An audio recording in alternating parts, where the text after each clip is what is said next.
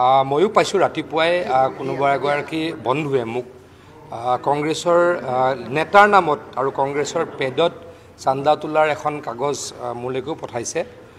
আগতেতো তেনেকুৱা নাছিলে, এইটো কি সংস্কৃতি মই নাজানো, কিন্তু আমি এটা কাম কৰিছিলোঁ যে অসমত চান্দা সংস্কৃতি বন্ধ কৰিব লাগে আৰু এই ক্ষেত্ৰত আমি সফলো হৈছিলোঁ।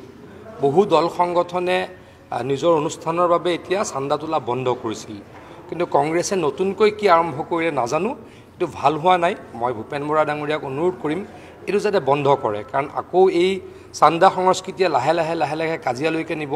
কাজিয়াৰ পৰা বন্ধ হ'ব, বন্ধ হ'লে কাজিয়া হ'লে অসমৰ পৰিৱেশ নষ্ট হ'ব। সেইটো নকৰক, তাৰ কাৰণে মই আহ্বান জনাইছোঁ। না, মই বেছি ক'বই খোজা নাই, মই তেখেতলোকক ক'ব খোজা নাই। মই এটাহে ক'ব খুজিছোঁ, চান্দা সংস্কৃতি ডক্টৰ হিমন্ত বিশ্ব শৰ্মা ডাঙৰীয়াই বন্ধ কৰিছিল, সকলো লোকে আহ্বান জনাইছিল আৰু বহুতে বন্ধও কৰিলে। মুখ্যমন্ত্ৰী ডক্টৰ হিমন্ত বিশ্ব শৰ্মা ডাঙৰীয়াই কোৱাৰ কাৰণে বহুত দল সংগঠনে চান্দা তোলাটো বন্ধ কৰিলে। আগতে যেনেকৈ নিউজ আহিছিল চান্দা তোলাৰ, এতিয়া নাহে। আগতে মাৰপিট হৈছিলে চান্দা তোলাৰ কাৰণে, এতিয়া এইটো নহয়। এতিয়া কংগ্ৰেছে নতুনকৈ হঠাৎ এটা আকৌ আৰম্ভ কৰিছে, তাৰ ওপৰত কংগ্ৰেছেতো কৰিবই, বেলেগেও কৰিব পাৰে। কংগ্ৰেছ দলেতো কৰিবই, বেলেগেও কৰিব পাৰে।